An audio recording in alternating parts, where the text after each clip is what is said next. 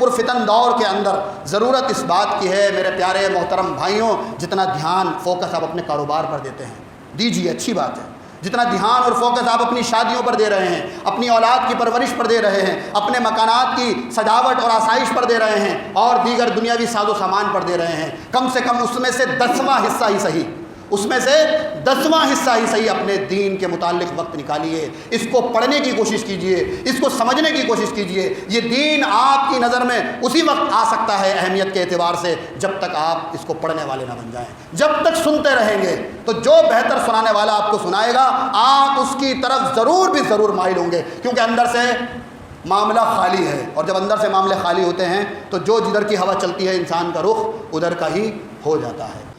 حاضرین جمعہ، بزرگان دین، نوجوانان اسلام، پیارے بچوں،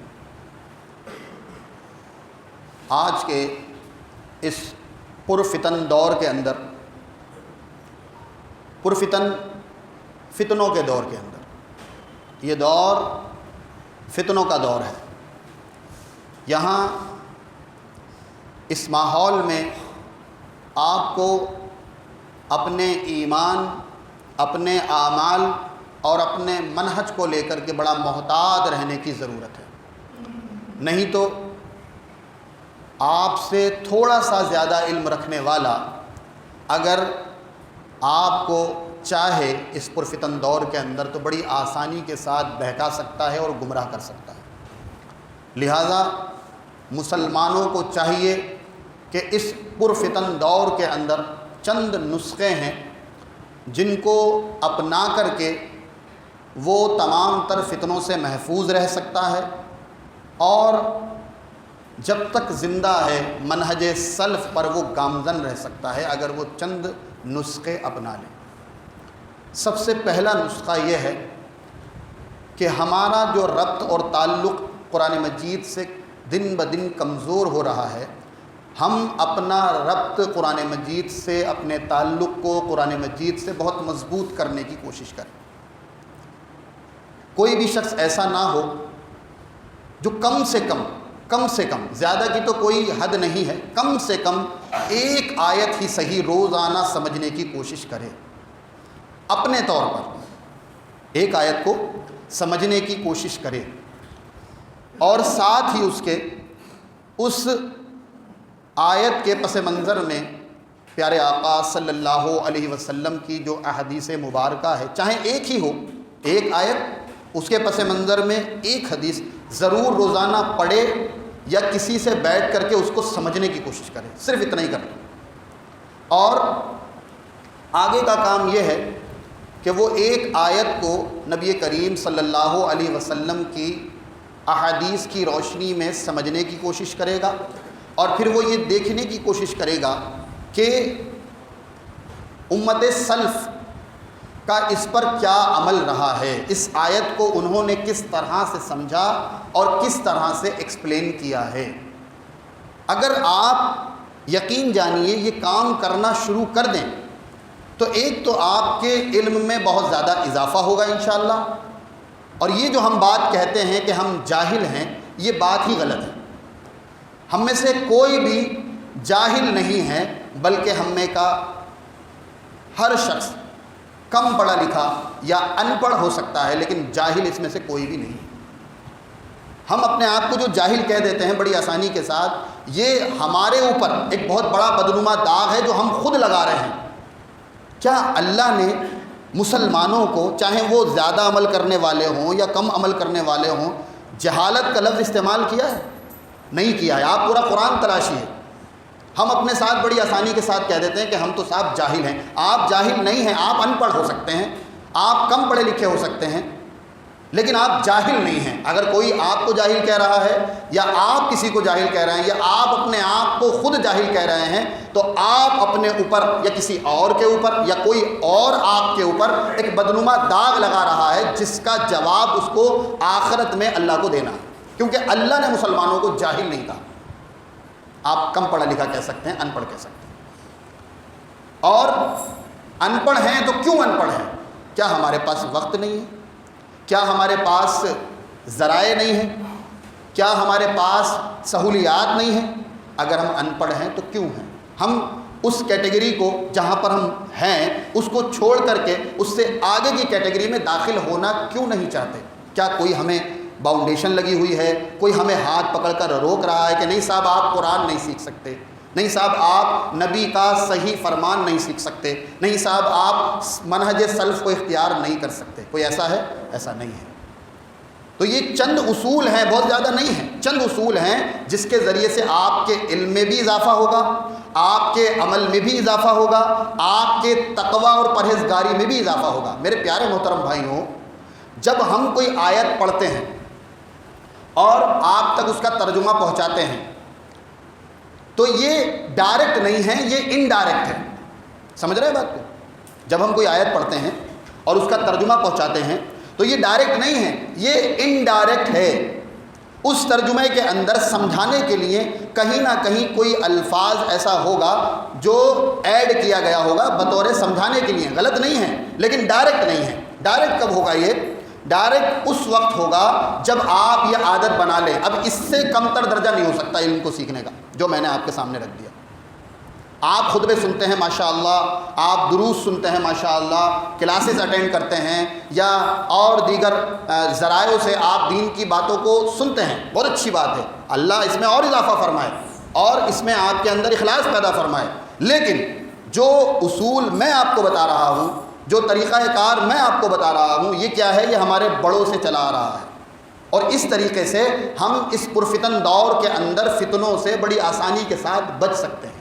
ذرا اندازہ لگائیں، ایک شخص یہ تہیہ کر لے، اس مجلس سے جب اٹھے، اس خطبے سے جب اٹھے تو یہ تہیہ کر لے کہ صرف ایک آیت مجھے سمجھنا۔ اب اس کو سمجھنے کے لیے ایک حدیث کو میں ایڈ کر لوں گا اور اس آیت اور حدیث کو سمجھنے کے لیے منہج سلف کو اختیار کروں گا کہ صحابہ کرام، تابعین اور تبع تابعین اور ائمہ کرام نے اس روایت کو، اس آیت کو کس طرح سے سمجھا ہے۔ کیا خیال ہے؟ سال کے 365 دن میں سے ہم 65 دن نکال دیتے ہیں، چھٹی بھی ہو جاتی ہے، دل بھی نہیں چاہتا ہے، اکتا بھی جاتا ہے، 65 دن نکال دی ہم نے، 300 آیات آپ ایک سال کے اندر 300 آیات سیکھ سکتے ہیں بڑی آسانی کے ساتھ۔ اور میں آپ کو بتاؤں، آپ عالم نہیں بھی رہیں گے لیکن ان 300 آیتوں کا اگر آپ ڈائریکٹلی طور پر ترجمہ نہیں کر پائیں گے تو مفہوم تو آپ کے ذہن میں آ گیا، کیونکہ پڑھا ہے آپ نے خود۔ اور جو قرآن میں اللہ رب العالمین نے عین یقین کی بات کی، اس کے بعد حق یقین کی بات کہی، تو عین یقین یعنی آنکھ سے دیکھنا۔ جب آپ اپنی آنکھوں سے اس کو دیکھ کر کے پڑھیں گے تو آپ کو اسی صورت میں حق یقین ہوگا، یعنی ایسا یقین جو ذرہ برابر بھی جھوٹ پر معمول نہیں کیا جا سکتا، یعنی اس میں جھوٹ کا شائبہ بالکل بھی نہیں پایا جا سکتا، ایسا یقین آپ کو ہو جائے گا۔ یہی وجہ ہے کہ ہم سے پہلے جو بزرگ گزرے ہیں، ہم سے پہلے جو لوگ گزرے ہیں، وہ سنتے لمیٹڈ تھے، زیادہ نہیں سنتے تھے، وہ پڑھنے کے شوقین تھے، وہ پڑھنے کی کوشش کیا کرتے تھے، وہ خود اس تک پہنچنے کی کوشش کیا کرتے تھے، چاہے وہ قرآن کی شکل میں ہو یا احادیث کی شکل میں ہو یا سلف کے منہج کی شکل میں ہو۔ آج ہماری بات سمجھ میں مکمل طور پر اسی لیے نہیں آتی کیونکہ جو جتنا زیادہ اچھا سنانے والا مل گیا بس ہم اسی سے متاثر ہو جاتے ہیں۔ میں آپ کو سنا رہا ہوں، مجھ سے بہت بہت اچھے پڑھے ہیں، وہ جب میری بات کے اگینسٹ وہ بات سنائیں گے آپ اس سے متاثر ہو جائیں گے، پھر کوئی اس سے اچھا سنانے والا مل گیا تو آپ اس سے متاثر ہو جائیں گے۔ یعنی آپ کے ایمان کے اندر، آپ کے تقوی کے اندر اور آپ کے عمل کے اندر جو وزن اسلام چاہتا ہے، سمجھ رہے ہیں، آپ کے ایمان کے اندر، آپ کے اعمال کے اندر، آپ کے تقوی کے اندر جو اسلام وزن چاہتا ہے وہ وزن آپ اختیار نہیں کر پائیں گے اگر آپ نے صرف اپنے آپ کو سننے کا عادی بنا رکھا ہے۔ سننا ایک حصہ ہے، میں مانتا ہوں، انکار نہیں ہے اس بات کا، لیکن یہ طریقہ آپ اپلائی کیجئے، انشاءاللہ تعالی تینوں چیزوں میں آپ کو وزن محسوس ہوگا، آپ کو ایمان کی مٹھاس، تقوی کی چاشنی اور انشاءاللہ تعالی سلف کا منہج آپ کو بالکل واضح طور پر نظر آئے گا کہ یہی وہ راستہ ہے جو میرے پاس تھا لیکن میں نے یوز نہیں کیا۔ آپ کے گھر میں ایک بہت خوبصورت فریج رکھا ہوا ہے، ماشاءاللہ بہت اچھا ایئر کنڈیشن لگا ہوا ہے، بہت اچھے اچھے آئٹم آپ کے گھر میں رکھے ہوئے ہیں، لیکن سارے آپ نے لاک کر رکھے ہیں۔ پھر کوئی آپ سے پوچھے اس کا مزہ کیسا ہے، کیا آپ اور میں بتا پائیں گے کہ اس کا مزہ کیسا ہے؟ فریج میں لاک ہے، اے سی بند ہے، اوون بند ہے، تمام انسٹرومنٹ جو ہم لے کر کے آئے اپنی عیش اور آسائش کے لیے وہ سارے کے سارے بند ہیں، لیکن ہیں ہمارے پاس سب. تو کیا کوئی ہم سے پوچھے گا کہ اس کا مزہ کیسا ہے تو ہم بتا پائیں گے؟ آج یہی وجہ ہے کہ نان مسلم ہم سے پوچھ رہا ہے آ کے ہمیں اسلام بتائیے، تو مسلمان کہتا ہوا نظر آ رہا ہے مجھے اسلام کے بارے میں کچھ نہیں پتا. کیوں؟ کیونکہ اسلام تو اس کے پاس ہے، لیکن وہ اس اسلام کو کہیں بھی نہ تو کھول کے دیکھتا ہے اور نہ اس کو اپنے اوپر اپلائی کرتا ہے. جب کھول کے نہیں دیکھتا، اس کے متعلق جانتا نہیں ہے، اپنے اوپر اپلائی نہیں کرتا، تو میرے پیارے محترم بھائیوں کیا وہ دوسرے نان مسلمس کو بتا سکتا ہے کہ اسلام یہ ہے اور اسلام یہ ہے؟ اب نان مسلمس کیا دیکھتے ہیں؟ وہ وہی دیکھتے ہیں جو ہمارے کلچر کو، جو ہمارا کلچر انڈیا کا جو ہے یا پاکستان کا کلچر جو ہے یا دیگر ممالک کا جو کلچر ہے وہ مسلمانوں کے اندر اتنا سوار اور اتنا رائج ہو چکا ہے کہ دوسری قومیں اسی کو دین سمجھتی ہیں. یہ بات میں صرف آپ کو سمجھانے کے لیے کہہ رہا ہوں، آپ اس کو غلط مت لے کے جائیے گا. دیکھا ہوگا آپ نے پرانے ڈرامے، پرانی فلمز وغیرہ کے اندر کہ اس میں مسلمان کو کیا دکھاتے ہیں؟ ٹوپی لگی ہوئی ہے، ایک ہاتھ پہ تعویذ بنا ہوا ہے، ایک گلے میں تعویذ بنا ہوا ہے اور وہ چادر چڑھانے کے لیے جا رہا ہے. کیوں؟ کیونکہ نان مسلم جو اس کو کریڈٹ کرنے والے ہیں، جو اس کو بنانے والے ہیں، وہ یہی سمجھتے ہیں یہی اسلام. کیوں؟ کیونکہ ہم سے جو نقل و حرکت ظاہر ہو رہی ہے اسی کو لوگ اسلام سمجھیں گے. جب ہم اسلام کو، جو کہ ہمارا دین ہے، اللہ نے ہمیں اسلام والا بنایا ہے، ہم پڑھنے کے لیے تیار نہیں ہیں، ہم دیکھنے کے لیے تیار نہیں ہیں کیا صحیح کیا غلط، تو بھلا نان مسلمس کیوں دیکھے گا؟ وہ تو ہمیں ہی دیکھے گا، اور جب وہ ہمیں دیکھے گا تو اس طرح کے معاملات مرتب ہوں گے، پھر غلط تصورات لوگوں کے ذہنوں میں جائیں گے، اور اس کا گناہ کس پر پڑے گا؟ ہماری کمیونٹی، ہماری قوم کے اوپر، کیونکہ ہم نے غلط رہنمائی کی ہے اپنی نقل و حرکت سے ان کے اندر.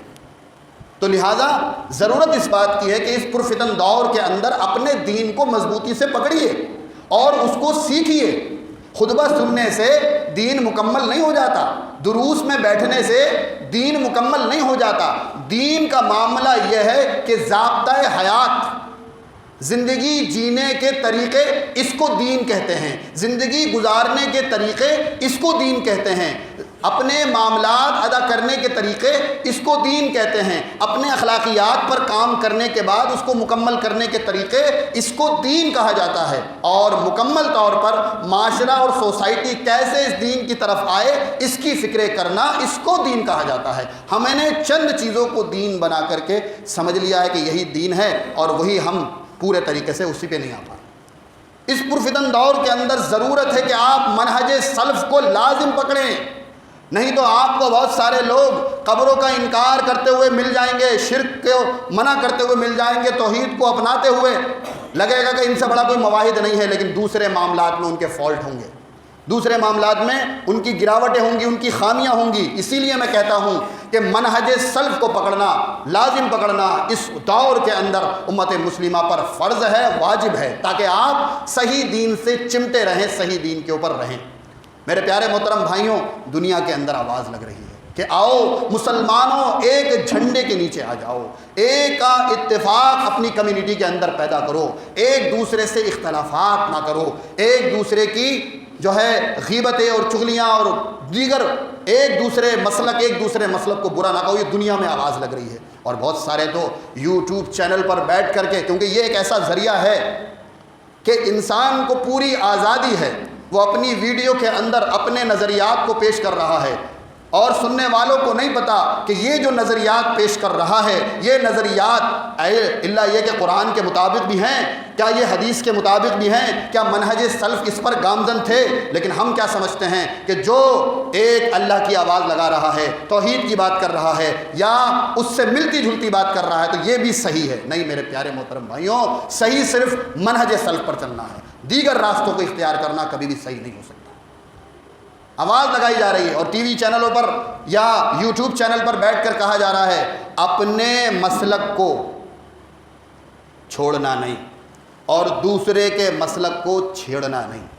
جملہ سننے کے لحاظ سے کتنا خوشنما، کتنا خوبصورت لگ رہا ہے، ہر آدمی اس سے اتفاق کرے گا. ہاں بھائی، اپنے مسلک اور منہج کو چھوڑنا نہیں اور دوسرے کے چھیڑنا نہیں، ممکن ہی نہیں، ممکن ہی نہیں ہے. پیارے آقا صلی اللہ علیہ وسلم اس دنیا کے اندر مبعوث ہوئے، کیا آپ علیہ الصلاۃ والسلام کا منہج اس دنیا میں رائج تھا؟ نہیں تھا۔ مشرکین مکہ دین ابراہیمی کی بگڑی ہوئی شکل پر عمل کر رہے تھے، اور ان کے اندر شرک، بدعات، خرافات، رسم و رواج آ چکا تھا، اور حضرت موسیٰ کی قوم یہود موسیٰ پر ایمان لانے کے بعد شرک میں ملوث ہو چکی تھی، اور یہود اپنے آپ کو کہنے والے شرک، بدعات، خرافات اور رسم و رواج کے اندر ملوث ہو چکے تھے۔ اور ابھی ماضی قریب میں اللہ کے نبی سے کل 500 ساڑھے 500 سال پہلے حضرت عیسیٰ کی آمد ہوئی تھی، اور حضرت عیسیٰ نے بھی توحید ہی کی دعوت دی تھی اور اپنی اتباع کی ہی دعوت دی تھی، لیکن ان کی قوم نے انہی کو نعوذ باللہ کائنات کے اندر، پوری کائنات کے اندر حضرت عیسیٰ کو نعوذ باللہ اللہ کا بیٹا قرار دے دیا۔ تو وہ بھی شرک میں، بدعات میں، خرافات میں ملوث تھے۔ سب کے اپنے اپنے منہج تھے، سب کے اپنے اپنے مسلک تھے۔ کچھ لوگ تھے جو آگ کی پرستش کیا کرتے تھے اور آگ کو اپنا خدا مانتے تھے۔ کچھ لوگ تھے جو ستاروں کی پرستش کیا کرتے تھے اور ستاروں کو اپنا خدا تسلیم کیا کرتے تھے۔ کچھ لوگ تھے جو دیگر دنیاوی مخلوقات میں سے کسی کو خاص کر کے اس کو معبود بنا کر کے پوجا کرتے تھے۔ تو کیا اللہ کے نبی صلی اللہ علیہ وسلم نے ایسا کیا کہ آپ آئے ہوں، آپ نے اپنا مسلک نہ چھوڑا ہو اور دوسرے کے مسلک کو نہ چھیڑا ہو؟ ایسا ہوا؟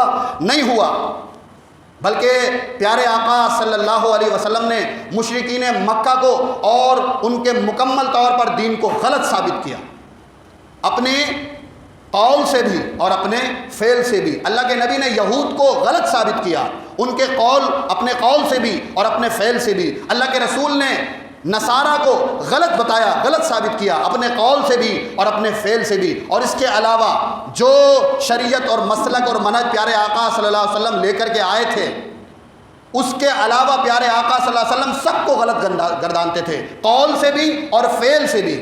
یہ مسلک اور منہج پیارے آقا صلی اللہ علیہ وسلم کا وہی قیامت تک باقی رہے گا، قیامت تک باقی رہے گا۔ اور پیارے آقا صلی اللہ علیہ وسلم نے اس امت کو اتحاد کا بہترین طریقہ سکھایا ہے۔ اتنے معمولی اور چھوٹی چیزیں پیارے آقا صلی اللہ علیہ وسلم نے بتائی ہوں، اور بڑی اور کامیابی والی اور امت کو جوڑنے والی چیز اللہ کے رسول نے نہ بتائی ہو، ایسا ممکن ہی نہیں ہے میرے پیارے محترم بھائیوں، ممکن ہی نہیں ہے۔ اللہ رب العالمین نے اپنے محبوب رسول صلی اللہ علیہ وسلم کے ذریعے سے اس امت تک جو پیغام پہنچایا ہے اس کو آپ اپنے ذہن میں رکھیں، اور مسلک سلف سے، منہج سلف سے اپنے آپ کو چمٹانے کی اور جکڑنے کی ضرورت ہے، اور قرآن و سنت کے علم کو اپنے ہاتھوں میں مضبوطی سے تھامنے کی ضرورت ہے۔ یہ بھی صحیح ہے، یہ بھی صحیح ہے، یہ بھی صحیح ہے۔ ارے نہیں، جب تک آپ اپنے مسلک اور منہج کو نہیں پڑھیں گے، جب تک اس کی گہرائی کو نہیں سمجھیں گے، جب تک ان کے اصولوں سے واقف نہیں ہوں گے، آپ کو سب صحیح لگیں گے۔ سب صحیح نہیں ہوتے ہیں میرے محترم بھائیوں، صحیح صرف ایک ہوتا ہے، صحیح صرف ایک ہوتا ہے۔ دیکھیے قرآن کیا کہہ رہا ہے، اتحاد کیسے پیدا ہوگا۔ اللہ رب العالمین نے اپنے نبی سے مخاطب ہو کر کے فرمایا، قل، اے نبی محترم محمد صلی اللہ علیہ وسلم آپ فرما دیجئے، یا اہل الکتاب تعالوا الی کلمۃ سواء بیننا و بینکم، اے اہل کتاب، اہل کتاب وہ جن کی طرف اللہ رب العالمین کی جانب سے قرآن مجید اور قرآن مجید کے علاوہ جو بھی کتابیں نازل ہوئی ہیں ان کو اہل کتاب کہا جا رہا ہے۔ اور یہی وہ لوگ ہیں، یہی وہ اشخاص اور گروہ ہیں جو اس دور کے اندر ممتاز سمجھے جاتے تھے دین و مذہب کے معاملے میں۔ یہودی اپنے آپ کو ممتاز سمجھتے تھے، نصارہ اپنے آپ کو ممتاز سمجھتے تھے، اسی طرح مشرکین مکہ اپنے آپ کو اپنی لینگویج اور اپنی زبان کی وجہ سے اور دین ابراہیمی کی بگڑی ہوئی شکل کی وجہ سے وہ اپنے آپ کو ممتاز سمجھتے تھے۔ اسی لیے اللہ رب العالمین نے فرمایا، قل یا اہل الکتاب تعالوا الی کلمۃ سواء بیننا و بینکم، اے پیارے آقا صلی اللہ علیہ وسلم آپ اہل کتاب سے کہہ دیجئے کہ آؤ سارے اختلافات بعد میں، سارے مسائل پر بحث بعد میں، سارے پرابلمز پر گفتگو بعد میں ہوگی، آؤ سب سے پہلے اس بات کی طرف جو تمہارے اور ہمارے مسلک میں یکتا بات ہے، آؤ پہلے اس بات کے اوپر بیٹھ کر کے گفتگو کرتے ہیں، پہلے اس پر مشورے کرتے ہیں، پہلے اس کے اندر اتفاق پیدا کرتے ہیں جو تمہارے اور ہمارے درمیان یکساں ہے۔ اور یہ آواز اس زمانے کی آواز نہیں ہے، قرآن کی آیت اور نبی کی مبارک زبان سے نکلے ہوئے کلمات کی ویلیڈیٹی قیامت تک ہے، قیامت تک، اس دنیا کے اندر قیامت تک ہے۔ یہ صرف ایک دو دن کی بات نہیں ہے، یہ قیامت تک چلنے والی بات ہے۔ قرآن ایک عظیم کتاب ہے جو قیامت تک ویلڈ ہے، اور دنیا کے اندر اسی طرح نبی کریم صلی اللہ علیہ وسلم کی بات قیامت تک ویلڈ بات ہے۔ بتایا گیا، اصول دیا جا رہا ہے کہ ساری باتیں بعد میں ہوں گی، آؤ ہم سب مل کر سر جوڑ کر اس بات پر اتفاق کر لیتے ہیں جو تمہارے درمیان اور ہمارے درمیان یکساں ہے۔ آؤ پہلے اس پر گفتگو کرو، پہلے اس پر متفق ہو جاؤ، اور وہ بات کیا ہے؟ پہلی چیز، اللہ نعبد الا اللہ، اللہ نعبد الا اللہ، صرف ایک اللہ کی ہم سب مل کر عبادت کریں، اور ایک اللہ کے علاوہ ذرہ برابر بھی کسی معبود کی پرستش اور پیروی نہ کریں، قطعاً نہ کریں۔ یعنی یہاں سے یہ واضح ہوتا ہے کہ پوری انسانیت کو اللہ رب العالمین نے اس فطرت پر پیدا کیا ہے جو قرآن کی آیت کے اس ٹکڑے میں بیان کیا جا رہا ہے کہ سب کے سب اگر متفق ہو سکتے ہیں کسی چیز کے اوپر تو وہ توحید عین ہے۔ توحید مطلق کے اوپر تمام کے تمام انسان متفق ہو سکتے ہیں، لیکن انسان کیا سمجھتا ہے؟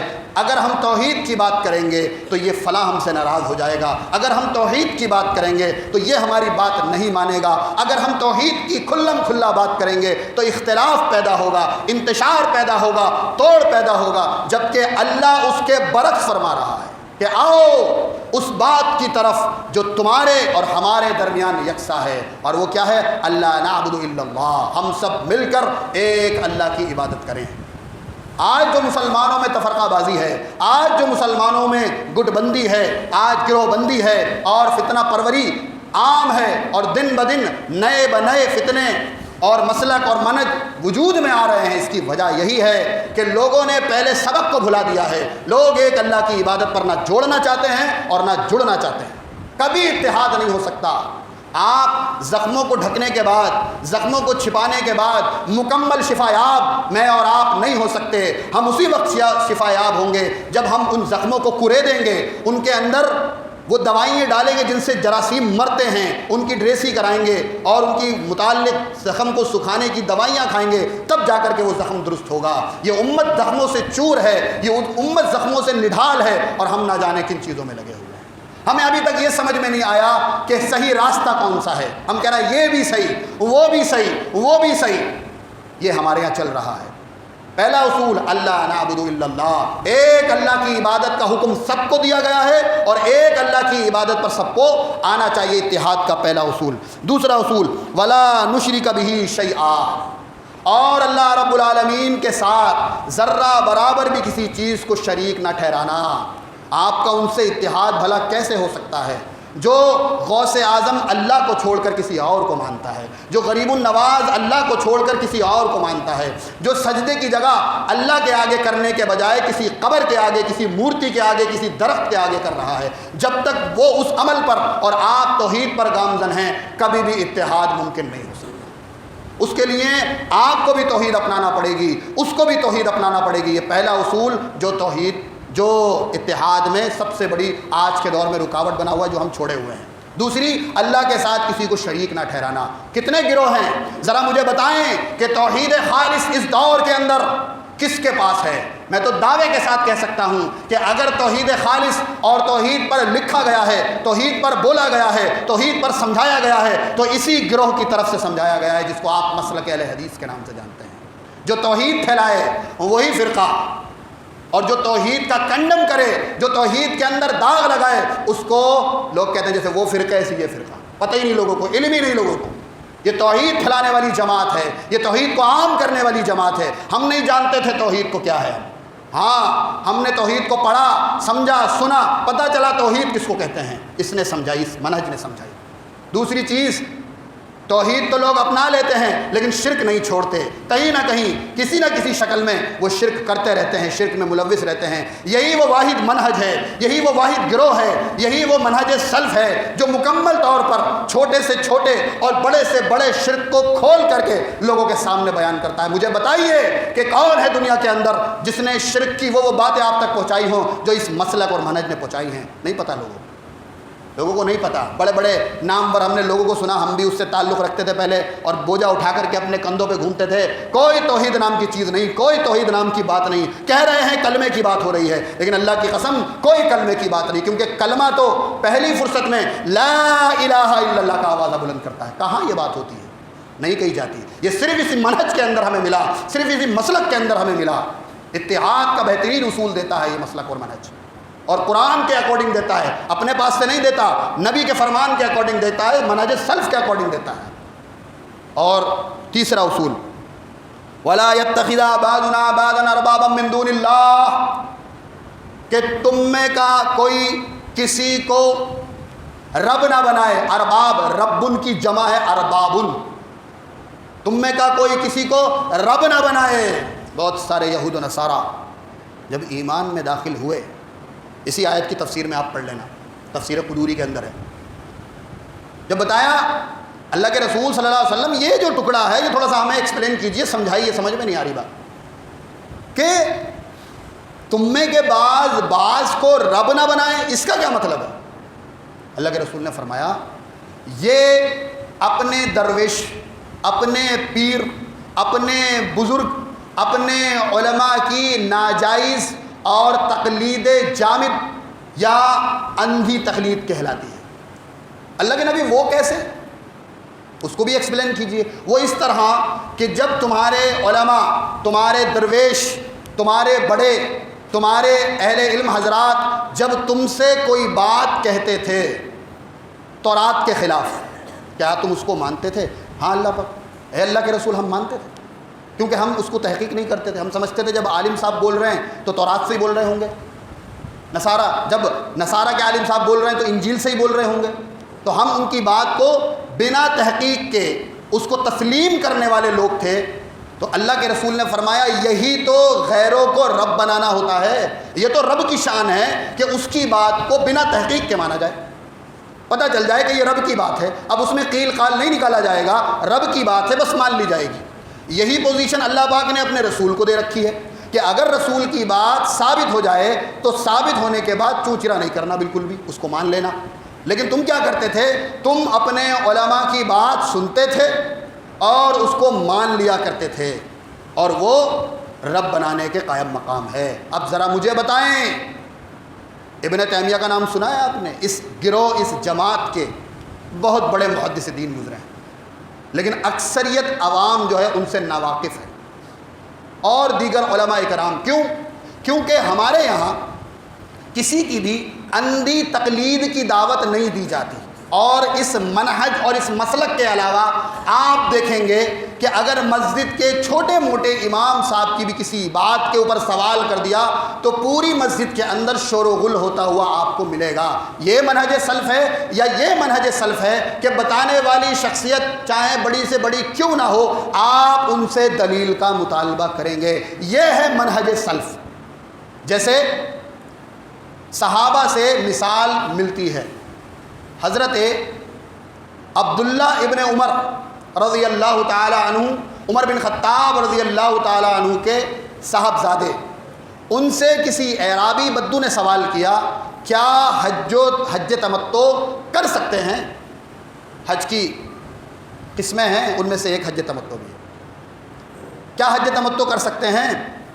تو کہا ہاں حج تمتع اللہ کے رسول نے فرمایا ہے, کیا ہے, کر سکتے ہیں.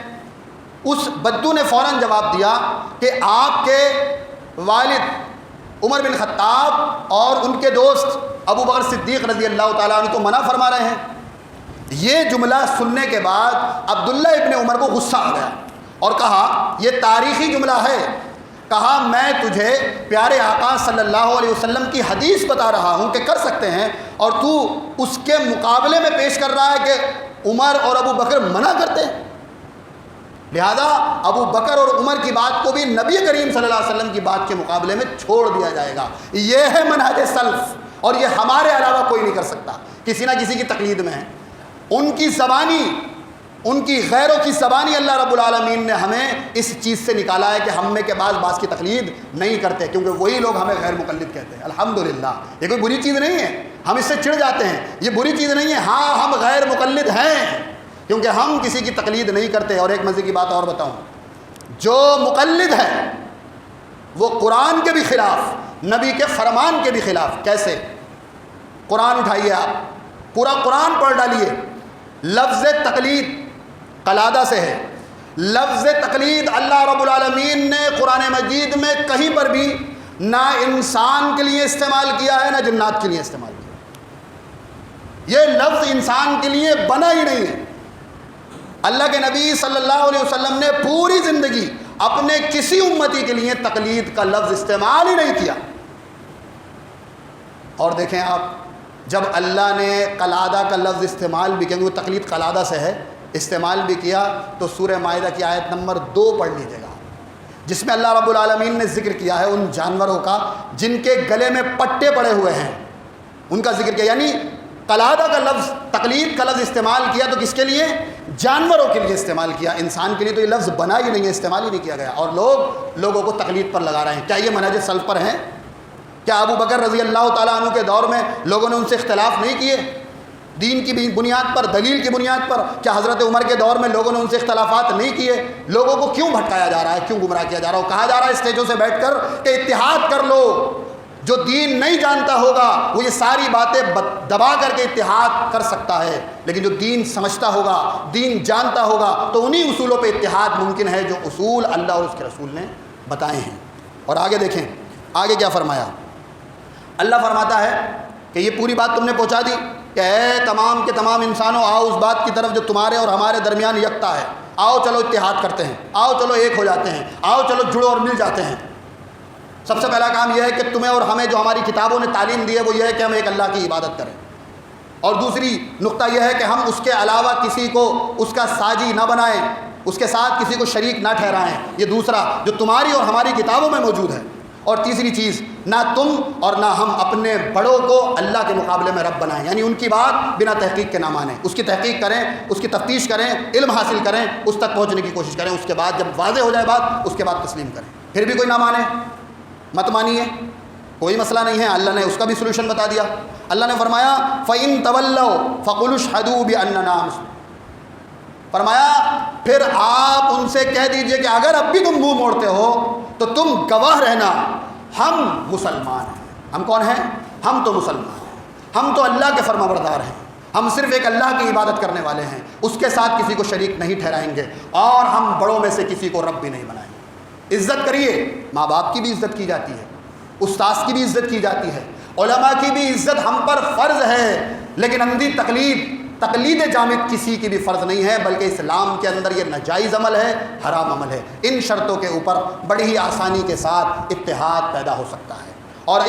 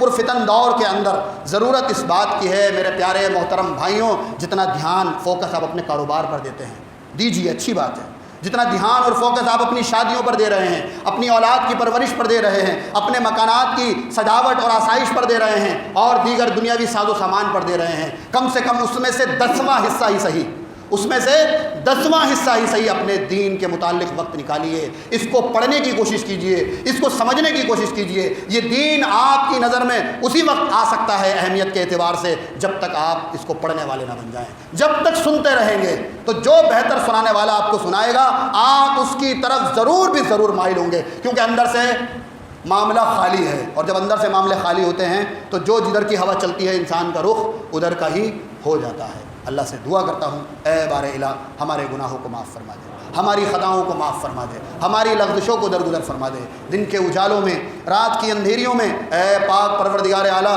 ہم سے جو گناہ سرزد ہوئے ہیں اپنے کرم خاص سے ان گناہوں کو معاف فرما دے، ان خطاؤں کو معاف فرما دے، ان لغزشوں کو درگزر فرما دے۔ اے اللہ اس دین کے علم کو